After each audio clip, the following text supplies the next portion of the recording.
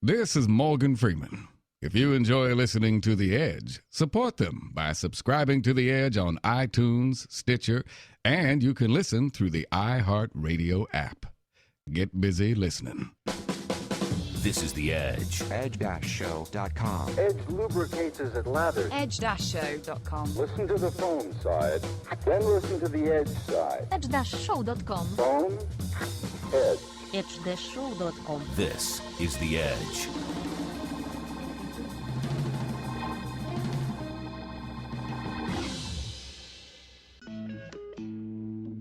Hi, this is Mark Thompson. Thanks for being here. This is part 2 of our conversation with Illeana Douglas, the actress, director, producer, writer. Takes us through her world in Hollywood. Why are we playing the Mary Tyler Moore theme?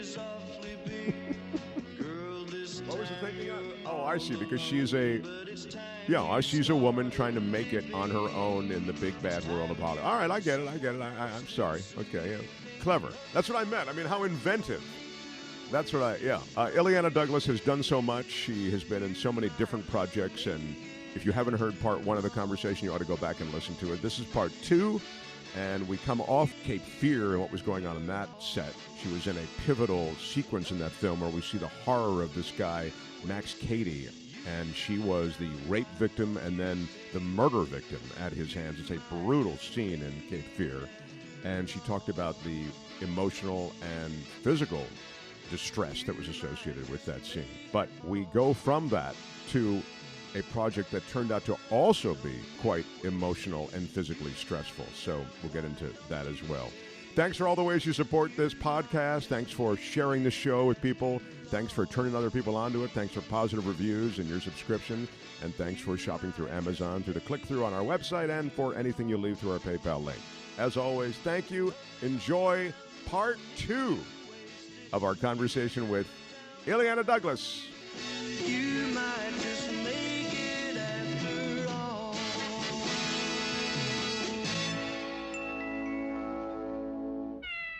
This is The Edge. There's certain moments when you look at actors in Hollywood and you think, boy, that doesn't look so hard, whatever they're doing. And then there's certain moments you go, wow, I could never even consider doing that. And that's not the only one in your book and in your life. I didn't realize that the Alive movie, that's the movie where the plane goes down, and is it the Andes it goes down? Yeah. Soccer team. Yeah, the soccer team, and they end up having to survive, to eat each other. Yes. And again, Frank Marshall was at the premiere of Cape Fear, and I remember he made this joke about how well I cried in Cape Fear. he goes, do you think you could cry that well in my movie? I was like, I guess I could, And then I went out and I auditioned for Alive. And I remember, when it was an ensemble movie, it wasn't like it was a big starring part, but it was something about the way that Frank talked about the film as being this amazing adventure, living on a mountain, going to the set by helicopter, and it just sounded like something I wanted to experience, just to see what I was made of. And that is exactly, again, what the film offered me. It completely broke us down mentally and physically, and I saw what I was made of. Yeah, for everybody who I'm sorry, go ahead. I was just going to say, for everybody who wants to be a star, like, I'm ready for my close-up. This, just getting to the set sounded like it was super intense because they shot it in the mountains. Yeah, in British Columbia, on something called the Delphine Glacier. So we went up, we shot the plane crash part in Vancouver. And again, 4 weeks doing the same crash, Really? 4 weeks of different planes, having mashed potatoes pelted at us, different sort of things. And then we went to the mountain. And I mean, as I write about in the book, I was like Upper West Side, New York, called for my Chinese food in a doorman building. And now I'm living on a mountain, going to the set by helicopter, wearing the same thing for 4 months, being encouraged, to not bathe, contractually obligated to lose 10 pounds, not sleeping. We, completely willingly submitted to the story. I mean, and also getting an opportunity to delve into the spiritual nature of this, because I grew up a Catholic and I'd gotten way, way away from church and anything like that. But being around these people that had survived this miracle, and I was, looking for some sort of guidance or feeling that there was a purpose to life. And all these people, all the Nando Parado and Roberto Canessa who were with us, came again. A movie gave me this sense of what I was made of, the strength, because I was the only woman there in the film, and some of the incredibly difficult things I had to do, being packed in snow and buried and you talk about that, like buried with like a breathing tube or something, so like you can't even, you're packed in this. It's really intense. That's what I was kind of getting at. It was intense. Like, again, when you have to film your own death scene, and you there comes that moment where they're going to pack you in the snow, and you've got we had this little tiny breathing tube, and then they were like, okay, and then that snow comes on you, and then you could just hear, and you're like, I'm going to die. I know I'm going to die. You can hear your own heart. And then this idea that, they pull you out, and the intense pain from being packed in the snow, and you do it. And then they're like, oh, we don't quite have to do it again. And they're like, you go back, and Frank going. And you thought they were kidding, right? Oh, no, I was literally like, my body was shaking, and they're looking at the monitor, and he's like, can you do it again? And I was like, yes, because you're like, you're just so in the moment, and you just want to you're so invested, and we were all so invested in each other. We were at an age where we really, we all wanted to be like, we admired John Cassavetes, and we were all, wanting to do important things with our work. So we bonded in that way spiritually, so it was an incredible experience. It was an incredible adventure, and I learned so much about myself by living on that mountain. I never complained after we got, after we got down from the mountain. And did you feel like the final movie justified the experience? For me, it's two different movies. I can't, sometimes it's hard to look at a movie because so much of it is a personal experience, and the movie is sometimes a separate entity. It's a different story. Yeah, and we shot that movie in 4 months. Of course, I'm incredibly proud of the film. I think it's got the, in my opinion, the best plane crash sequence I've ever seen in a film. It's just so incredible, and they did it with real planes, and they did an amazing job. And I think all the performances of everybody are fantastic, but it's incredibly, and the book is amazing. Everybody should read the book. But the spiritual experience I had with the real life survivors, subsequently, going on tour, and I write a lot about the experience I had working with Ethan Hawke and how much he imparted. Again, that was this beginning of this journey for me, getting in touch with the dirty hippie that I really was. Like, I was trying to get away from that, like, oh, I hate that, but remembering through listening to music. He used to listen to like Neil Young and Bob Dylan, and I was like, oh God, this is like horrible reminders of my childhood. But like that remembering all those, that creativeness. And it was like, again, coming out of Alive, I directed my first short film and won a lot of awards, and Ethan helped me out on that. And again, just seeing his kind of personality, and he had such a truth, of who he was, and I really admired who he was, and stole, again, a lot of personality traits, which I've always done. Like, if I admire someone in the movies, I'm like, I'm going to do that. Like, I'm going to take that trait and do that. There's a story in the book about how you were taking this experience of doing Alive was so intense, and you were taking it so seriously that you had been starving yourself because, of course, the people in the story, they're starving, to the point that they've got to eat each other. So you are starving yourself, waiting for your scene, and day and day and day is going by, and they're still not shooting Illeana Douglas's stuff. Yeah. And you literally, I think you have But a moment. I lost my mind Yeah. over, I mean, we had done a fast for 3 days. We did a fast where nobody ate anything except for we had a little bit of apple juice for breakfast, lunch, and dinner. Like, again, like literally like a half, cup or something of apple juice to have some sort of nourishment, which again is still more than they did because they went 10 days.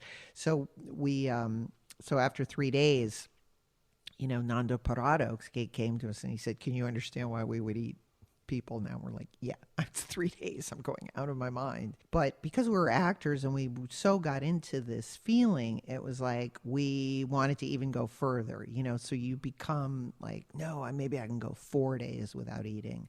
Maybe I can go 5 days without eating. And so maybe I can just gnaw on this my fellow cast member for a bit. So, we were like, it'll be good for my acting. We were just like, really, really living it. But the problem was in shooting on a mountain that our call sheet was 10 pages long and we never could complete a scene. So it was like in sunny conditions to be completed, because you'd literally be in the middle of a scene and all of a sudden it would start snowing and they'd be like, okay, scene 79 is up, and you'd run back to the tent and you'd adjust whatever, facial disfigurement you had or whatever. And then you go back and you'd start shooting that.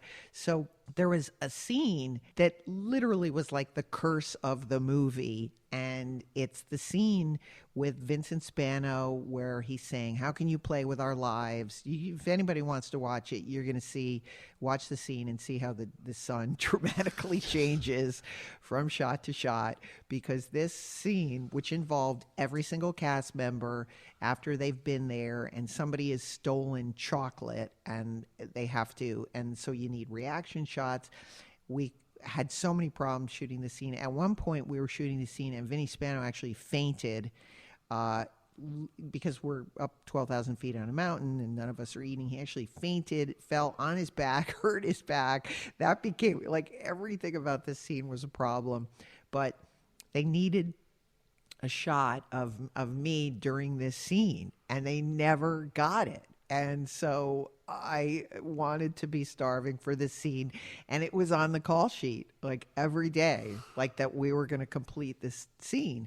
And so we're getting sort of towards the end of the movie now. I was like, Frank, are we going to do my scene today? Because I'm ready to go. I'm starving. I'm ready to eat. Yeah, because I want to eat. And I didn't, we never, it was like he kept promising me we're going to get to it.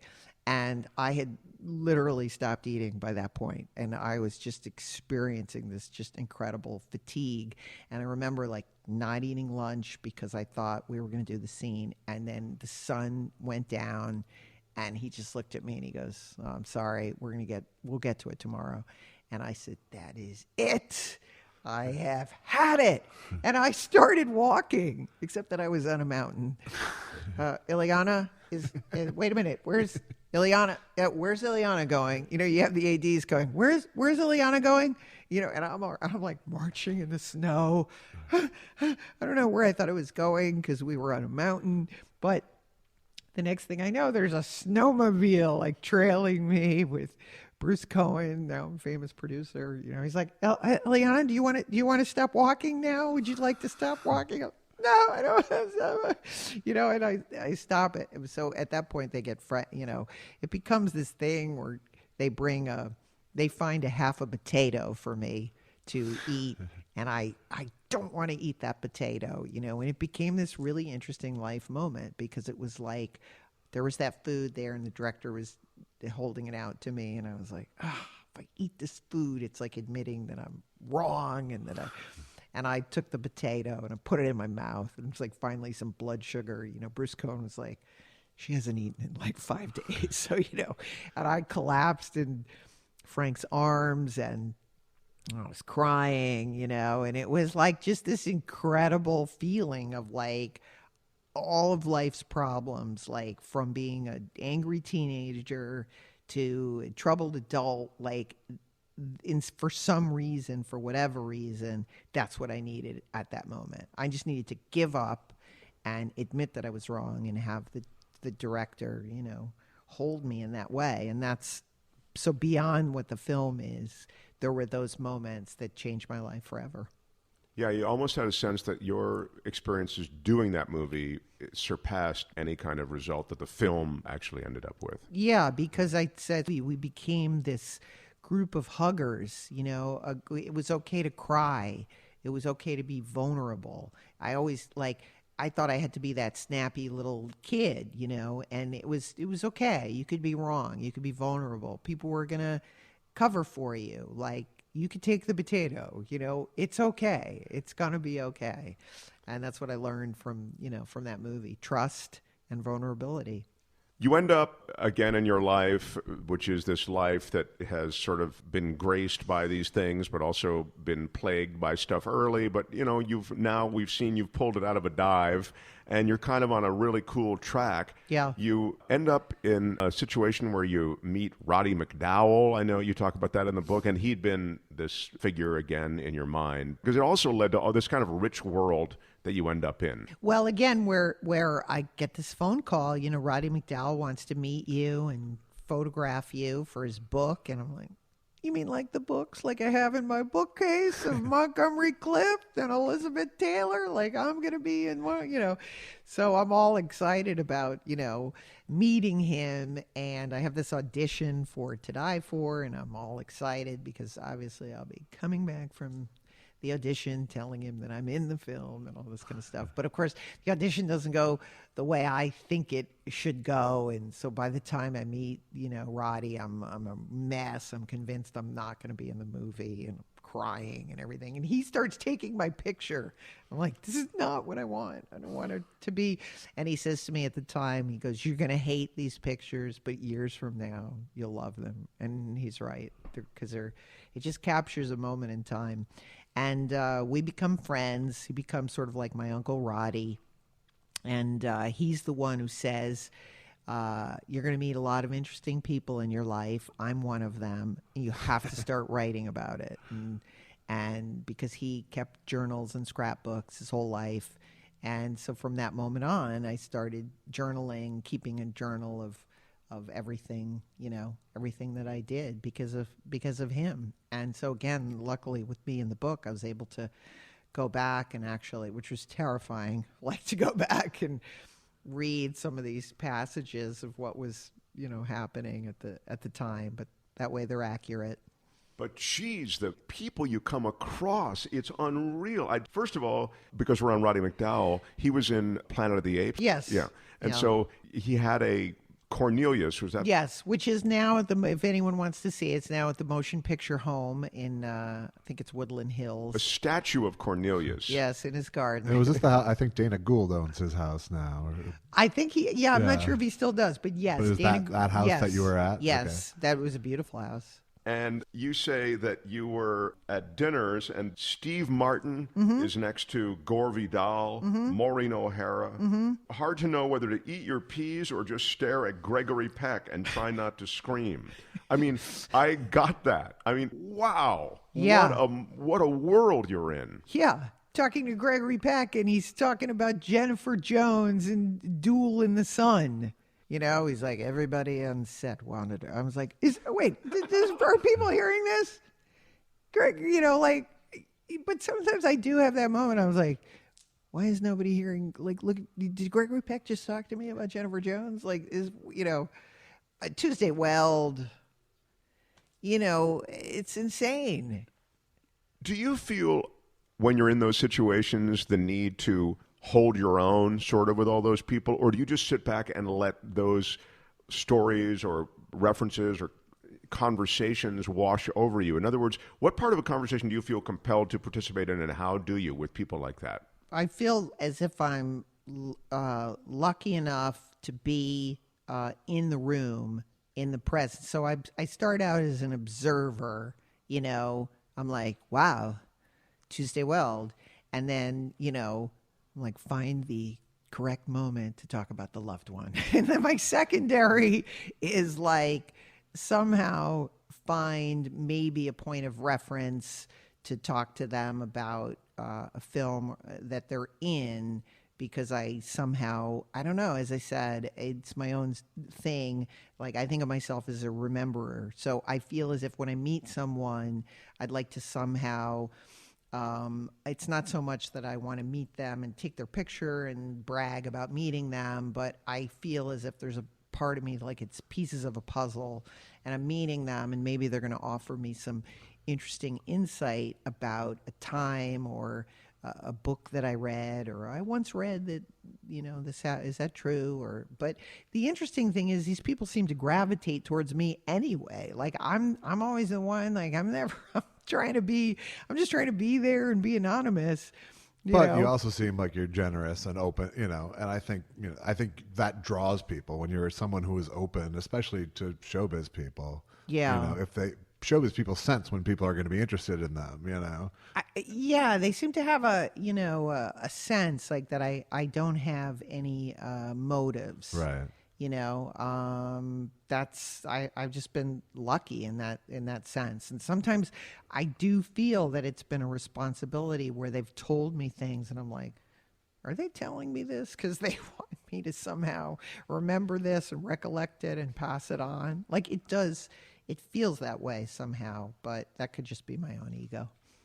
But people like the truth. I mean, people like to have. I mean, I'm a documentarian. I've made a couple of docs, and people like to tell their story, and they like agree. to tell it to someone who doesn't have an agenda that's judging them. And if you can put them in that situation, they will open up. I mean, I agree. There's another section in the book where I talk about I befriended. I met him at a party, John Frankenheimer, and he just gravitated. I said, geez, I got to ask you about, we were talking about the movie Seconds. He's a director and was known as, and I learned this from your book, like kind of a tougher director on the set, right? Oh, yeah, very. But I met him, I was working, he was editing a movie when I was doing Freaks and Geeks in the same building. So I got to ride elevators with him. And he seemed in person a very sort of warm and open dude. But I've heard tales of him on set that he was mellow in the elevator, but he was tough on the set. Yeah.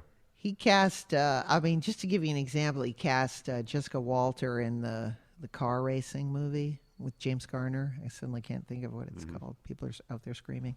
But anyway, he cast her in the film, and then she didn't tell him she was engaged. And then when she showed up, she was married. So he was furious because the only reason he put her in the film was because he wanted to have a relationship with her. Yeah. So then then he was mean to her throughout the rest of the filming. So that was, but we struck up a conversation and we just got to be talking. And then, I don't know, he started inviting me to screenings of his films just to, so I would go and I'd offer comments, and he took my comments seriously. And then, as I was going on my directing career, I said, could I ever take you to lunch? I'd love to continue this conversation. And I remember we went to lunch at this Italian restaurant, and he said, Illeana, you're going to get a lot more out of this than I am. So you're going to be picking up the check. And I'm like, okay, but yet he proceeded to tell me so much about himself, so I don't know. I guess that's, I just try to be the rememberer and at the right time tell these stories, hopefully not in a gossipy way, in a way that puts them into historical context.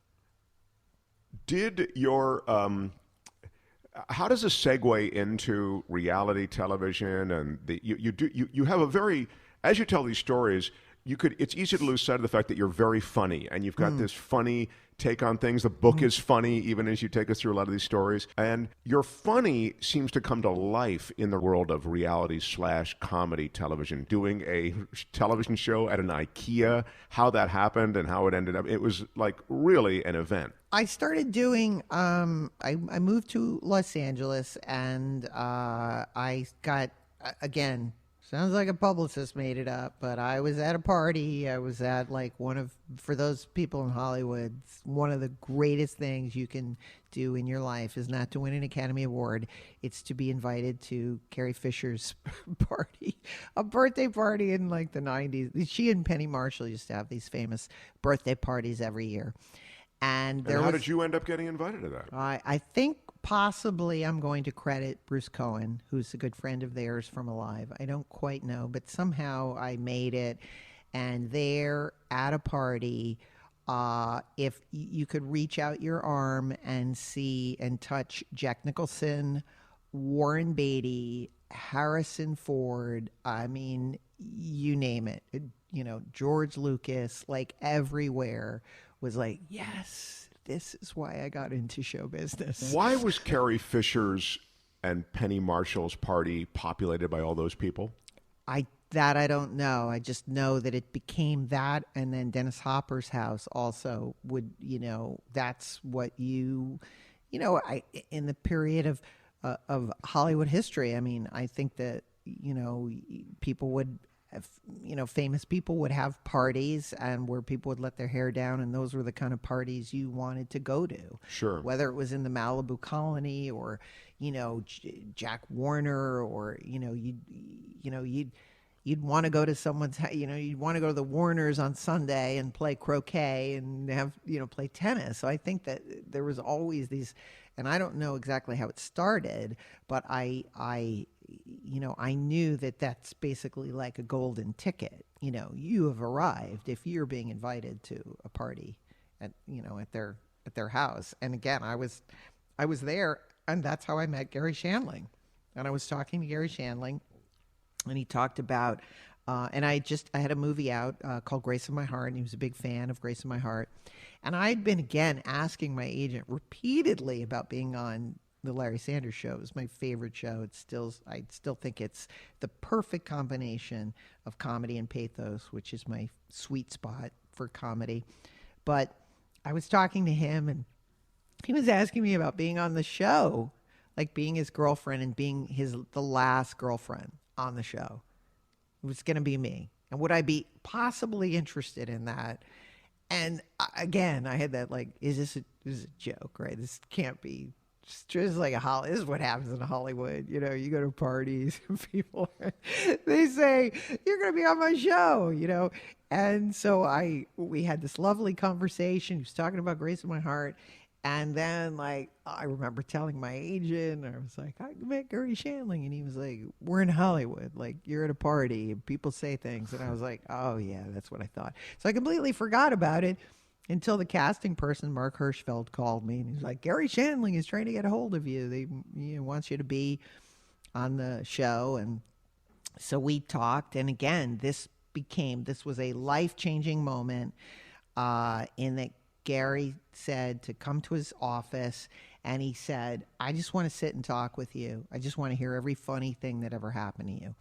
And so I started telling him stories about where I grew up and my crazy hippie childhood and not having television and they were just, Judd Apatow was the director, and we were just writing it all down. And I had no idea. I started to, and after working on the show, it was like he said, you should write. You're a writer. You're a natural writer. And we're really? I thought I was just a jokester, who, I always imagined myself as that person who never really succeeds, but is always on a film set because people like her and they think she's funny. I'm like Danny Simon, Neil Simon is the successful one, but everybody goes, but the true genius, haven't you always heard?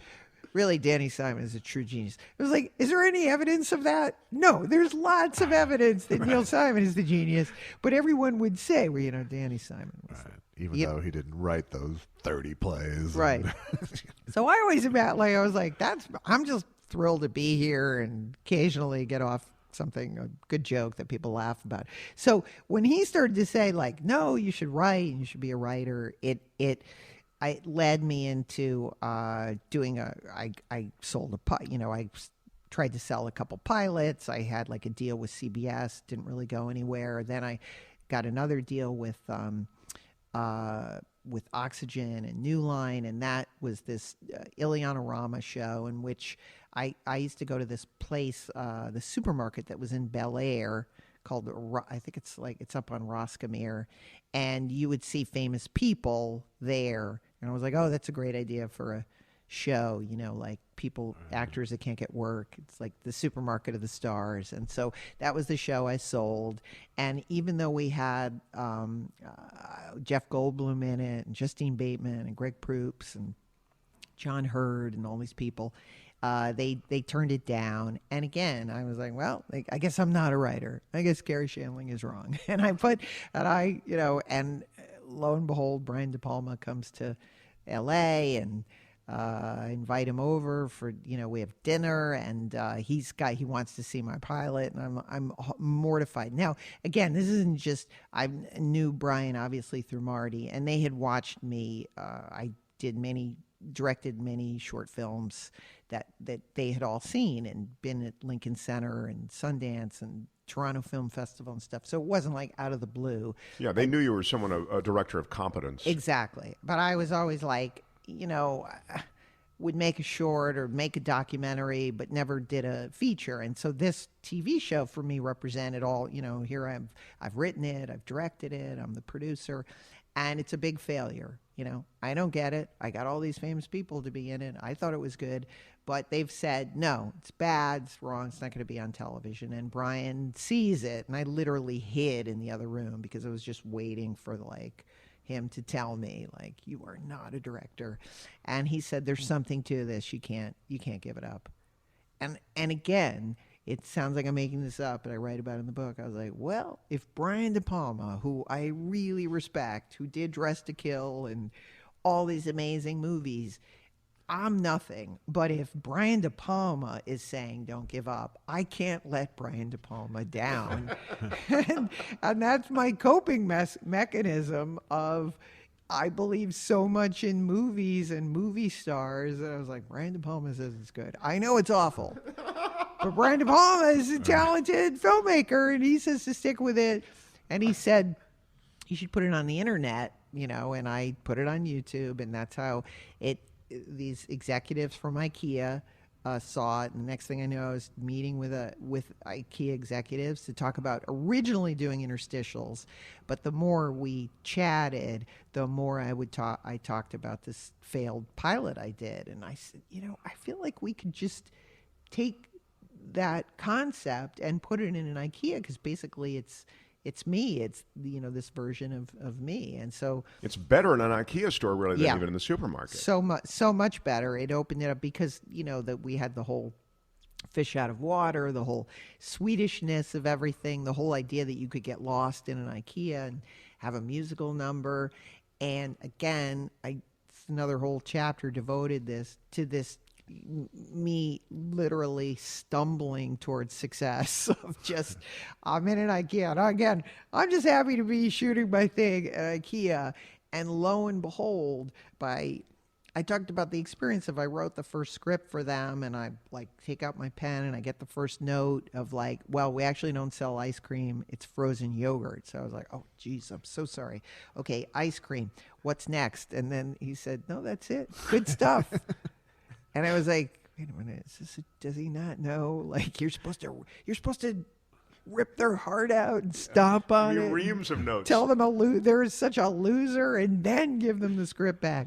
But so I was like, oh yeah, So through this experience of literally having to become a writer, producer with no notes, with nobody to please. I developed into that as, working on the show for 5 years was turned me into a, writer, producer, director, gave me all. And so the metaphor of the show, it's called Easy to Assemble. And the whole premise was somebody who needs to put themselves together by deconstructing their whole life. You put yourself back together, and lo and behold, as I'm doing the show, I was like, wow, it is, by the end of the show, I discovered who I was, what my strengths were, what my comedy voice was. So I just owe them an incredible, debt of gratitude. Yeah, it worked to transform you in a sense. I think it did. It got me back to who I was. It was like I moved away from jokes. I started watching more films. I started going deeper. I started, which is the true essence of anyone who's a writer. It sounds like a cliche, but you have to find your voice.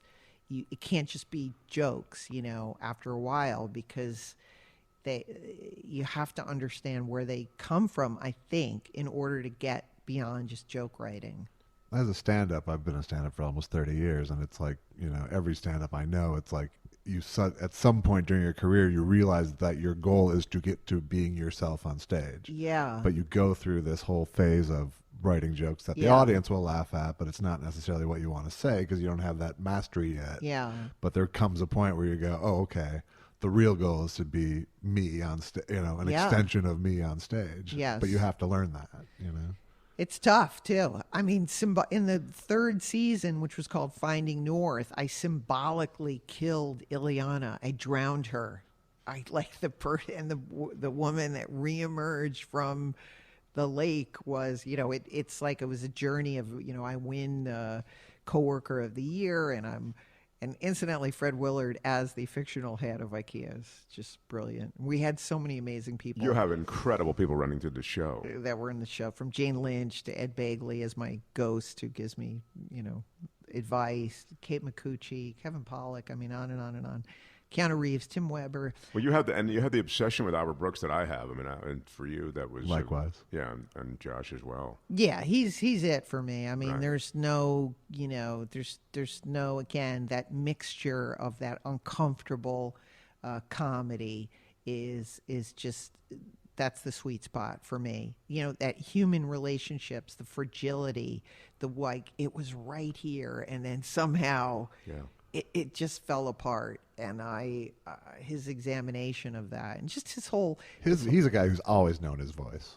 Yeah, I think so. And again, just the nostalgic tie of listening to his albums, and just I used to on my birthday watch and make my girlfriend watch the Lost in America or Modern Romance, one or the two. Yeah. Those two, and it was a must viewing. I just watched Modern Romance like a week ago. Oh, it's the great. Yeah. I mean, when the guy goes, "Yeah, you saved the picture." Yeah, exactly. I use it. I use that. I still use it to this day. When after in an edit of any kind, I have to tell them though what the reference is because they don't know what it is. Oh, it's save the picture. It's the great. He's the great. He's us, He's like the sweeter version of George Costanza in a way, Right. I think, because he's us. He's the person who it's just going to be out of reach every time, And then I think of somebody, like, oh my God, Charles Grodin in real life when he kills the horse. And yeah.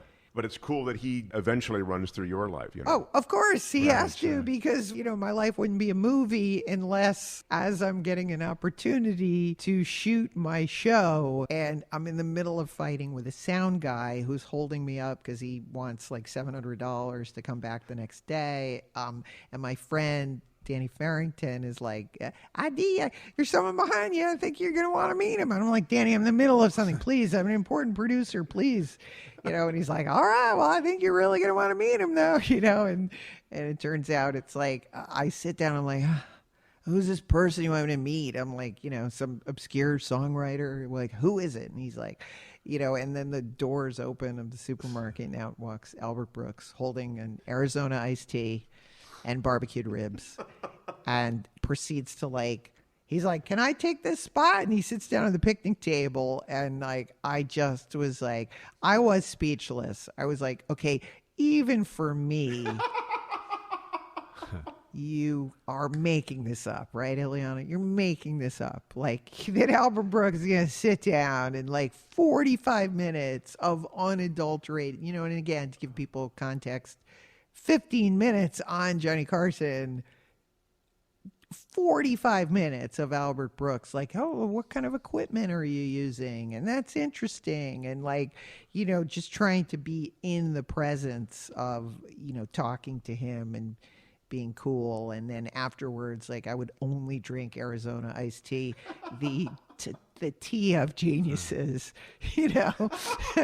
clearly. That's great. So it just was like, again, just this incredible experience that you're on the right path. And even if you're not, at least you're getting to meet all the people that you've enjoyed. Gene Wilder walked through a scene, I know. He's in the show. Yeah. And in fact, again, with my executives, they made me, while we're shooting the show, which again, the only tough part of selling the show was having them believe that celebrities would work in a supermarket. And I was like, again, this is currently happening, like you can't, there's no work, there's only reality TV. That was the whole premise of the show. But, and so while we're shooting, the first time Albert Brooks comes, and while we're shooting the pilot, gee, we've got to hold up because Gene Wilder is shopping.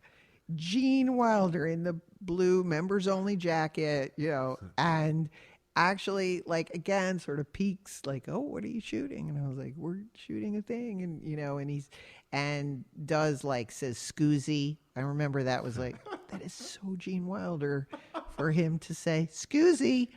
And I said, listen, would you mind just crossing the frame, so I can say I work with Gene Wilder?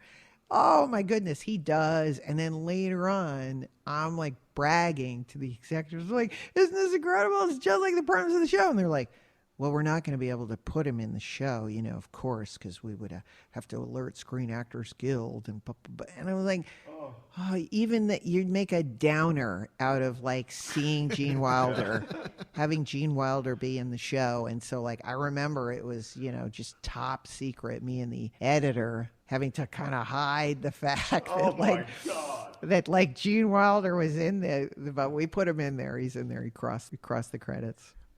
You're at TCM and have a show at TCM, right? Yes. Turner Classic Movies. Turner Classic Movies. And the show is called Trailblazing Women. It airs every October. It's a 3-year initiative with women in film. And last year we concentrated, every year we concentrate on an area of female filmmakers. Last year it was directors going back to 1896 up until the present, Catherine Bigelow.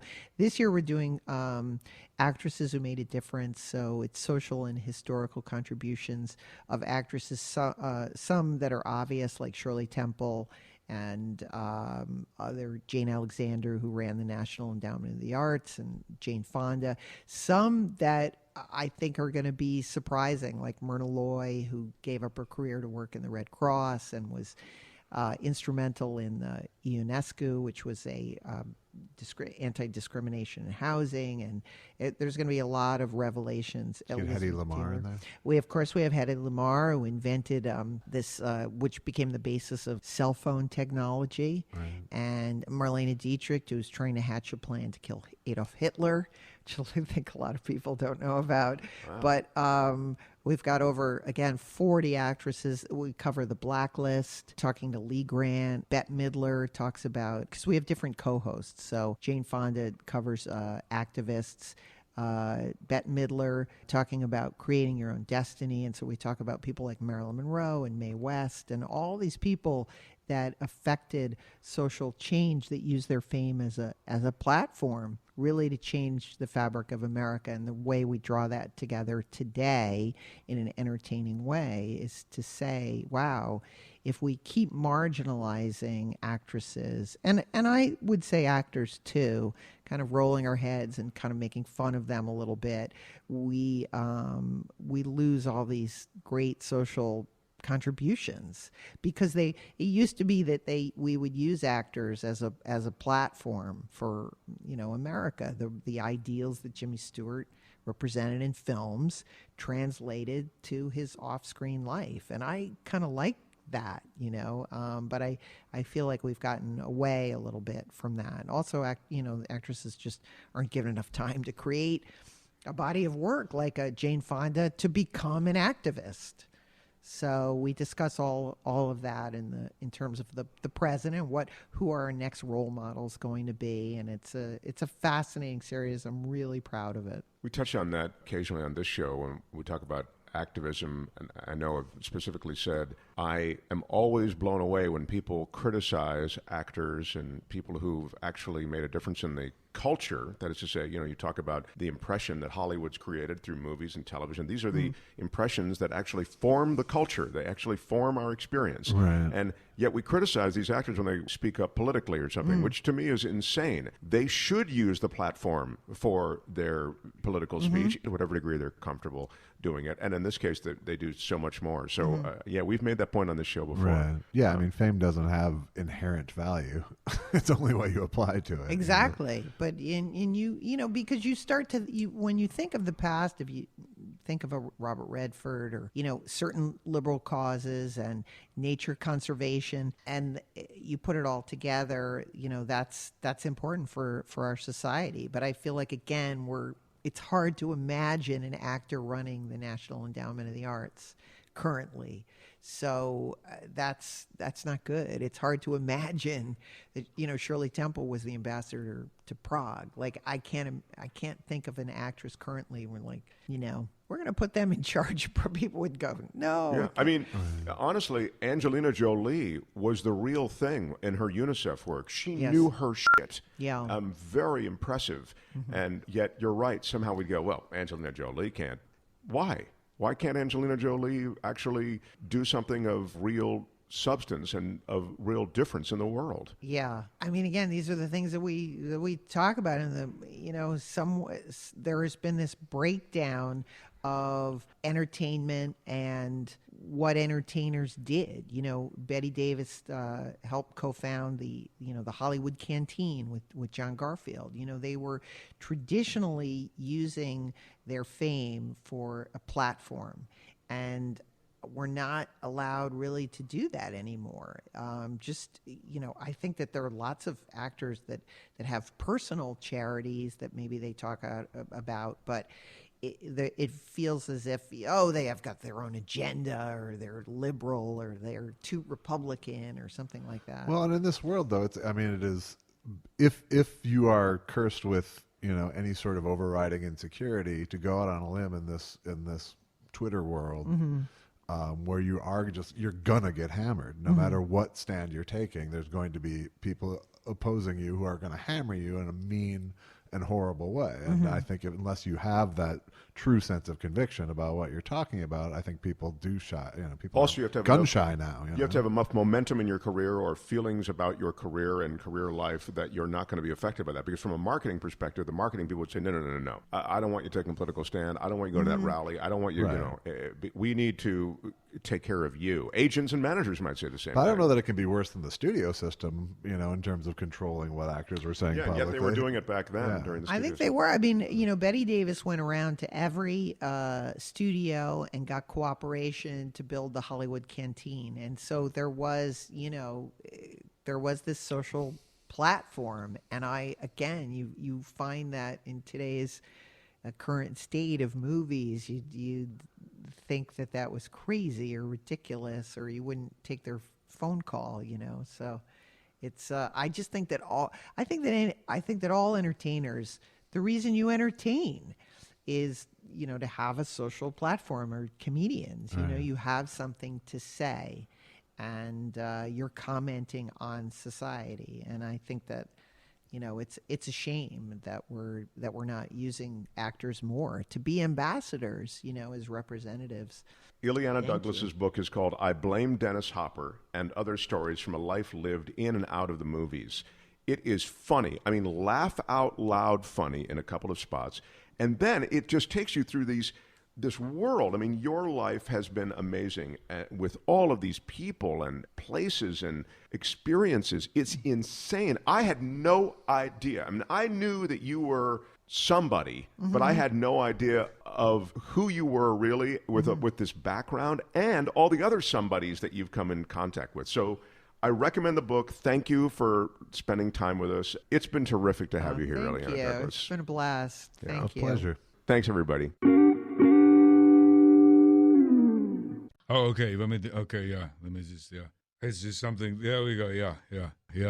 I want to thank you for all the ways that you support my friends on the Edge podcast. And if you haven't already, why don't you show your support and subscribe? What's the matter with you? Go to Edge Show. Oh, shit, it's Edge Dash. What's with the dash? Stupid. All right, I want to thank you for all the ways that you support my friends on the Edge podcast. Show your support and leave something on their website, edge-show.com. Stupid. Why is there a dash? edge-show.com. edge-show.com.